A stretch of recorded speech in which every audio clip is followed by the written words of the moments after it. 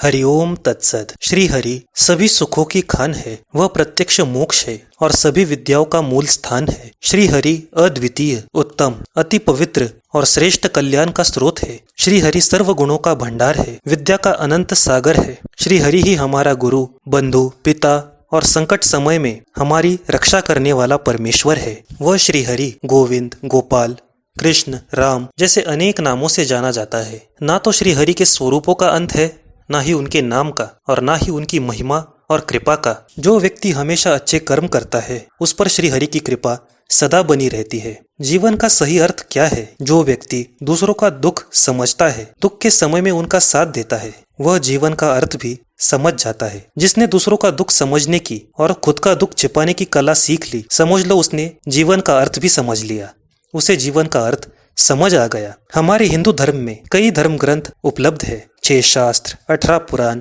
4 वेद, ज्ञानेश्वरी, भगवद गीता इत्यादि कई ग्रंथ हमारे हिंदू धर्म में ईश्वर तक पहुंचने का साधन है। पर उनका भावार्थ समझे बिना, केवल अगर हम उन शब्दों को पढ़ते रहेंगे, सिर्फ बिना सोचे, सिर्फ हम बस उसे रटते जाएंगे, पढ़ते जाएंगे, उसका मतलब नहीं समझेंगे, तो वो केवल हमारे लिए शब्दों का भार बन जाता है। ये सारे ग्रंथ हमें उस हरि तक पहुंचने का रास्ता दिखाते हैं, वहां तक पहुंचने के लिए हमारा मार्गदर्शन करते रहते हैं। पर उन सभी ग्रंथों को समझने का हमें प्रयास करना चाहिए, उनका मतलब हमें समझना चाहिए।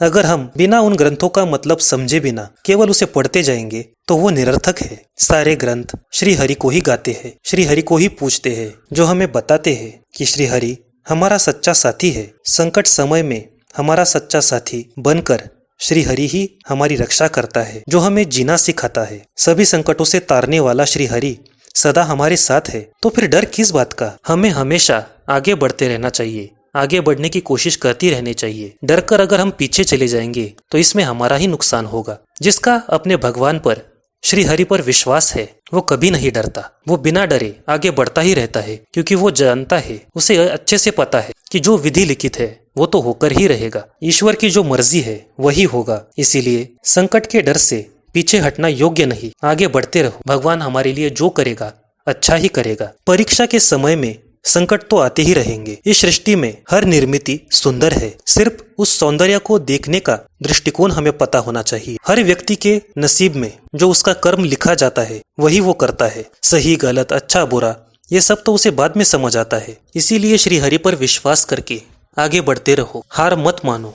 श्री हरि तुम्हारे साथ है। संघर्षों से कभी मत डरो, क्योंकि अन्याय के विरुद्ध लड़ने का सामर्थ्य संघर्षों में से ही आता है। ये जानो कि जो होगा हरि की इच्छा से ही होगा और हरि हमेशा अपने भक्तों का भला ही सोचेगा। इसीलिए संकटों से डरकर पीछे मत हटो, मुसीबतों का सामना करो। वो श्री हरि सदा तुम्हारे साथ है। श्री हरि के नाम से एक रूप हो जाओ, श्री हरि का नाम जपते रहो, क्योंकि सभी तीर्थों में श्रेष्ठ नाम का ही सामर्थ्य है। हम चाहे कितनी भी यात्रा करें, कितने भी तीर्थों का भ्रमण करें, लेकिन जो सामर्थ्य नाम जप में है वो अन्य किसी भी साधन में नहीं, जो सारे भवबंधन को तोड़ देता है। इसीलिए तो त्रिपुरारी भोलेनाथ शिव शंकर भी इसी नाम का जाप करते रहते हैं और यही उपदेश वो माता पार्वती को भी देते हैं। कविता सुत कहता है कि श्री हरि का कीर्तन, हरि नाम उच्चार सदा हमारे हृदय में चलता रहे। निरंतर श्री हरि हमारे हृदय में निवास करता रहे, यही श्री हरि के चरणों में प्रार्थना है। गोविंद गोपाल बोलो सदा नाम,